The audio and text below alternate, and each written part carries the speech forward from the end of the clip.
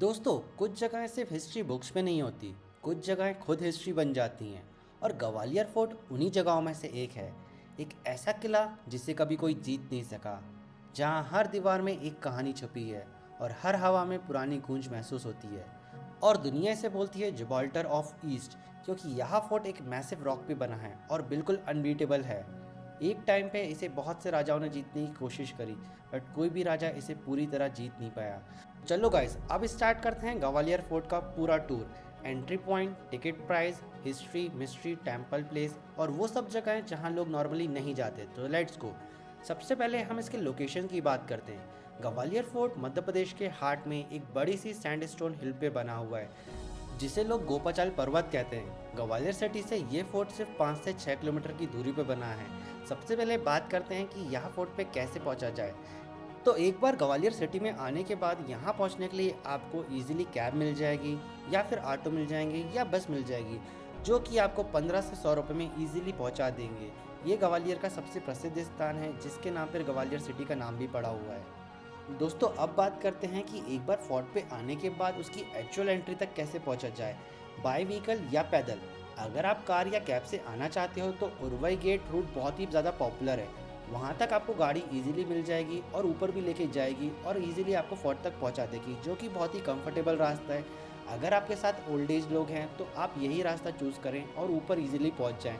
But अगर आप थोड़े एडवेंचरस हैं तो आप पैदल मार्ग जा सकते हैं, जो कि आपको 30-40 मिनट्स लगेंगे, जो कि एक पहाड़ी रास्ता है जिस पे पुराने ज़माने में सैनिक, घोड़े इत्यादि चलते थे। ये रूट काफ़ी एडवेंचरस है और बहुत ही ज़्यादा सुंदर है। अगर आप पैदल मार्ग से जाते हो तो आपको पूरा ग्वालियर शहर दिखेगा और साथ ही साथ इसका पूरा आर्किटेक्चर नीचे से दिखेगा। बाय वॉक करते हुए थोड़ी मेहनत ज़रूर लगती है, बट स्टेप बाय स्टेप जैसे जैसे आप ऊपर जाते हो वैसे ही आपको ग्वालियर शहर का बहुत ही सुंदर नज़ारा दिखता है और इस खूबसूरत फोर्ट की असली मजबूती दिखती है कि ये कैसे पुराने ज़माने में इतना मजबूत किला बनाया था और क्यों ये उस टाइम पे अनबीटेबल था। जब आप यहाँ पे पैदल जाते हो तभी आपको इसके पावर और मजबूती का एहसास होता है कि ये किला कितना विशाल है और कितना स्ट्रॉन्ग बना है और ये क्यों एक टाइम पे अनबीटेबल था। और अगर आप चाहो तो दोनों का कॉम्बिनेशन भी कर सकते हो। कार से थोड़ी दूर जाकर आप यहाँ पैदल इनर वॉल से जा सकते हो, जिससे आपको दोनों साइड का नज़ारा मिलेगा। आपको ग्वालियर फोर्ट अच्छे से देखने को भी मिलेगा और साइड में आपको पूरा ग्वालियर शहर भी देखने को मिलेगा। और गाइस, एक इंटरेस्टिंग चीज़, आप किसी भी मोड से जाओ, बाय कार जाओ या बाय पैदल जाओ, आपको रास्ते में मिलने वाले हैं बहुत सारे टेम्पल और बहुत सुंदर सुंदर मूर्तियाँ। अगर आप उर्वी गेट से जब ऊपर जाते हो तो रास्ते में आपको पहाड़ी की साइड पे बहुत ही बड़ी मैसिव जैन रॉक्स मिलेंगी, जो कि बहुत ही सुंदर मूर्तियाँ हैं, बड़ी बड़ी रॉक्स के अंदर बनाई हुई हैं। लिटरली रोड के बिल्कुल साइड में आपको 20 फीट, 30 फीट, 40, 50 फुट की जैन मूर्तियाँ दिखाई देती हैं, जो कि इतनी बड़ी रॉक्स पे काट के बनाई गई हैं। ये मूर्ति लगभग 7th सेंचुरी से 15th सेंचुरी के बीच बनाई गई थी। और यहाँ आपको महावीर, आदिनाथ जैसे बड़े बड़े जैन धर्मगुरुओं की मूर्ति भी मिल जाएगी, जो कि बहुत ही सुंदर लगती है और वेलकम करती है फोर्ट के ऊपर जाते समय। आप यहाँ गाड़ी लेकर आराम से बैठे बैठे देख सकते हो और साथ ही यहाँ पैदल जाकर भी इन्हें एंजॉय कर सकते हो, इनकी डिटेल कार्विंग भी देख सकते हो। पूरी की पूरी जर्नी इतनी सिनेमैटिक लगती है जैसे कोई हिस्टोरिकल मूवी चल रही है। जैसे जैसे आप ऊपर फोर्ट की तरफ जाते हो पहाड़ी एकदम अलाइव फील होती है। इसलिए मैं हमेशा रिकमेंड करता हूँ कि अगर आपके पास टाइम हो, जो कि आप कैब से जा सकते हो, तो उर्वी गेट से ज़रूर जाना। ये एक्सपीरियंस बिल्कुल अलग ही सिनेमैटिक लगता है। बट क्योंकि उर्वी गेट से मैं बहुत बार जा चुका था तो इस बार मैं पैदल ही जा रहा था, क्योंकि मेरे को यहाँ का डिटेल स्ट्रक्चर कैप्चर करना था। और अगर आप पैदल मार्ग से ऊपर जाते हो तो यहाँ का पूरा आपको किले का आर्किटेक्चर, कैसे वो बना है और कितना हिस्टोरिकल है और इसकी मजबूती कैसी है, और डिटेल टेम्पल देखने को मिल जाएंगे, जिसका अपना एक हिस्टोरिकल सिनेमैटिक एक्सपीरियंस है, जो सिर्फ वहाँ पे जाकर ही फील हो सकता है। और दोस्तों, पैदल मार्ग से जाने में आपको लगेंगे 30 से 40 मिनट।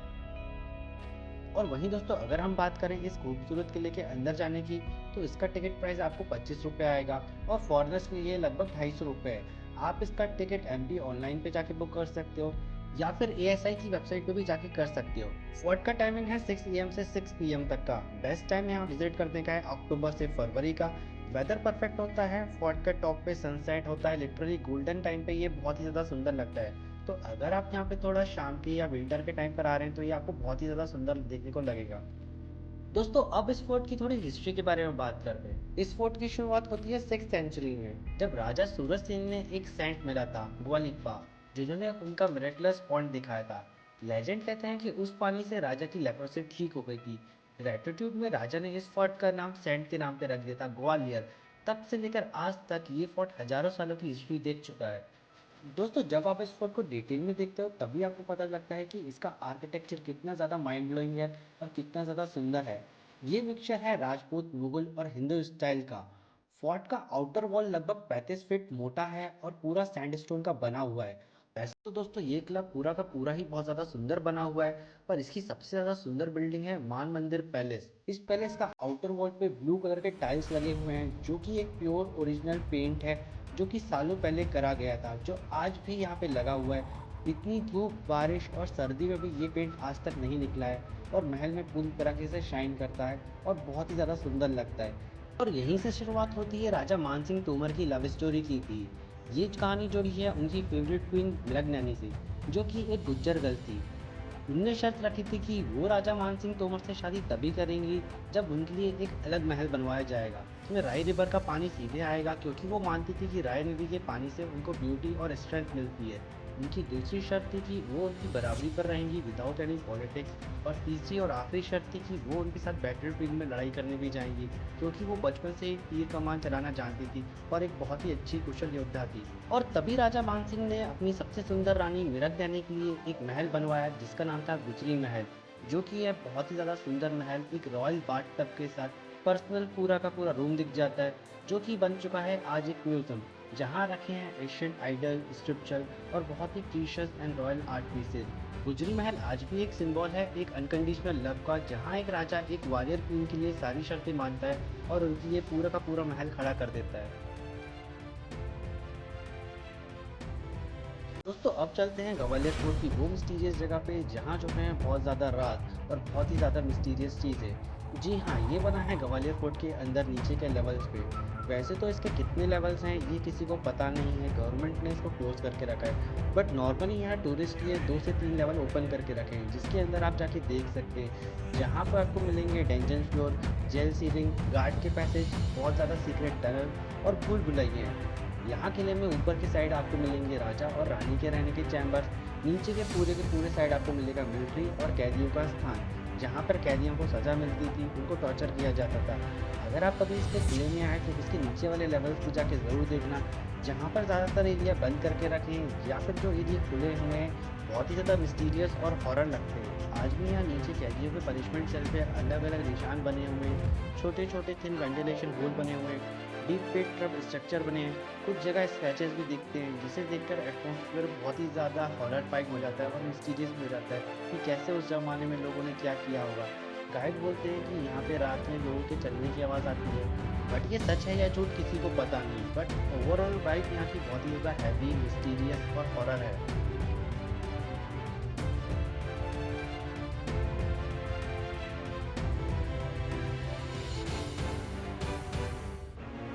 वहीं दोस्तों, फोर्ट के अंदर का सेक्शन, जिसे लोग भूल भुलैया बोलते हैं, काफ़ी ज़्यादा नैरो है और बहुत ही ज़्यादा zigzag बना हुआ है। ये पैसेज एक इंटेंशनली बनाया गया है ताकि लोग कंफ्यूज हो जाएं। इनफैक्ट ये इसलिए बनाया गया था ताकि यहाँ पर आने वाले एनिमी अंदर घुसकर कंफ्यूज हो जाएं और पीछे सोल्जर उन्हें ट्रैप कर लें और ऊपर से मार दें। आज भी जब यहाँ आप अंदर जाओगे तो हवा बहुत ही ठंडी हो जाती है, पतली हो जाती है, ऑक्सीजन ऑलमोस्ट बहुत ही कम हो जाती है, इसलिए पूरा ही इन्वायरमेंट बहुत ही ज़्यादा मैसी और अजीब सा लगता है। और वहीं अगर हम ओल्ड हिस्ट्री की बात करें, ओल्ड रेफरेंसेस की बात करें, तो इस किले के बाहर जाने के बहुत ज़्यादा सीक्रेट टनल्स हैं और दरवाजे हैं, जो कि पहाड़ी के दूसरे साइड जाकर वाटर पॉइंट तक मिलते हैं। इनका यूज़ इमरजेंसी के टाइम पे एस्केप करने के लिए और वाटर सप्लाई को मैनेज करने के लिए होता था। आज भी यहाँ पर बहुत ज़्यादा पुरानी टनल्स के आपको एंट्रेंस मिल जाएंगे और कोलैप्स ओपनिंग मिल जाएंगी, जो कि क्लियरली दिखाई देती हैं। ये सारे हिडन रूट्स गवर्नमेंट ने बंद कर दिए हैं ताकि कुछ शरारती तत्व इसमें जाकर मिस ना हो जाएं, और आज भी ये इस किले को बहुत ही ज़्यादा इंटरेस्टिंग बना देते हैं। और अब बात करते हैं यहाँ की लोकल स्टोरी की। अगर यहाँ के लोकल्स का माने तो किले के अंदर आज भी पुरानी अजीब चीज़ों की प्रेजेंस फील होती है। ये इन्हें जिनकी कहानियाँ बोलते हैं या फिर पुराने सोल्जर्स की आत्मा बोलते हैं। एग्जैक्टली क्या है, किस चीज़ की प्रेजेंस है, ये कोई प्रूफ नहीं दे पाया। साइंटिफिक रीजन इसका बहुत ही सिंपल है, नीचे लाइट कम होती है, ऑक्सीजन का लेवल ऑलरेडी बहुत कम होता है, स्टोन की वजह से आवाज़ हमेशा गूंजती रहती है, यहाँ पर हमेशा क्लाइमेट ठंडा रहता है, और पहाड़ी भी होने की वजह से एक अजीब सी ग्रेविटल फोर्स रहती है, जिसकी वजह से ओवरऑल यहाँ पे माइंड में हैवी सा फील होता रहता है। इसका कोई एविडेंस नहीं है। अगर यहाँ की लोकल थ्योरी माने और हिस्ट्री को देखें तो यहाँ पे पुराने वार्स हुई हैं, काफ़ी ज़्यादा डेथ हुई हैं और भूल भुलैया की कहानियाँ हैं। ये सारी चीज़ें इस चीज़ को मिस्टीरियस बना देती हैं।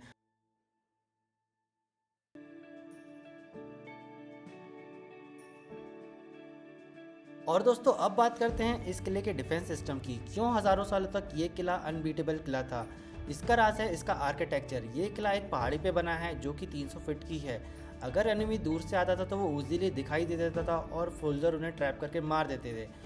ये किला सैंडस्टोन के पत्थरों से बना है जो कि 30 से 35 फीट चौड़ी हैं और इसके मल्टीपल डिफेंस सिस्टम है। यहाँ पे एंट्री गेट अलग है, चेक पॉइंट अलग है, स्पेशल गेट अलग है और इसी वजह से अटैकर्स कभी इस किले में ऊपर नहीं पहुंच पाते थे और जो पहुंच भी गए वो पूरी तरीके से इसे जीत नहीं पाए। और इसी वजह से इसे ब्रिटिश एरा में जिब्राल्टर ऑफ ईस्ट कहा गया है, जिस किले को गिराना नामुमकिन है। और दोस्तों ऑनेस्टली बोला जाए तो इस फोर्ट को देखने के लिए आपको पूरा दिन लग जाएगा। चलो स्टार्टिंग से स्टार्ट करते हैं कि इस फोर्ट में आप क्या क्या देख सकते हो। तो सबसे पहले आप यहाँ पे सास बहू का टेम्पल देख सकते हो। यहाँ पे दो अलग अलग टेम्पल हैं, एक बड़ी सास का, एक छोटी बहू का। दूसरा पॉइंट है तेली का मंदिर। ये एक 100 फुट ऊंचा टेम्पल है जो पूरे फोर्ट का सबसे यूनिक स्ट्रक्चर है। तीसरा पॉइंट है यहाँ पे जैन रॉक स्ट्रक्चर, जहाँ पे 50 से ज़्यादा जैन के आइडल्स की मूर्ति बनी हुई है। चौथा पॉइंट है यहाँ पर मान मंदिर पैलेस और पांचवा पॉइंट है यहाँ पे गुजरी महल जो कि एक म्यूजियम है।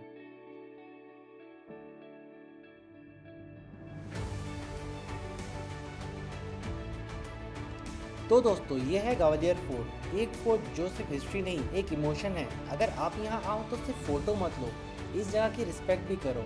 एक फोर्ट जो हज़ारों सालों से हमारी देश की कहानियों को संभाले बैठा है, अब हमारी जिम्मेदारी है इसे संभालने की। ये जगह सिर्फ एक मोनूमेंट ही नहीं, एक एक्सपीरियंस है, एक लाइव हिस्ट्री है जो कि हमें बताता है कि हमारा इतिहास कितना गौरवशील है और क्यों भारत को सोने की चिड़िया कहा जाता था। तो दोस्तों ये था ग्वालियर फोर्ट का सफ़र। अगर आपको ये वीडियो पसंद आया हो तो प्लीज़ इस वीडियो को लाइक करना और कमेंट करके मुझे ज़रूर बताना और मुझे ये भी बताना कि अगली जगह आप कौन सी एक्सप्लोर करना चाहते हो। मैं हूँ आपका दोस्त हैरिस, मिलते हैं नेक्स्ट ट्रैवल ब्लॉग में। तब तक के लिए सेफ ट्रैवल और अपनी मिट्टी से प्यार करते रहो।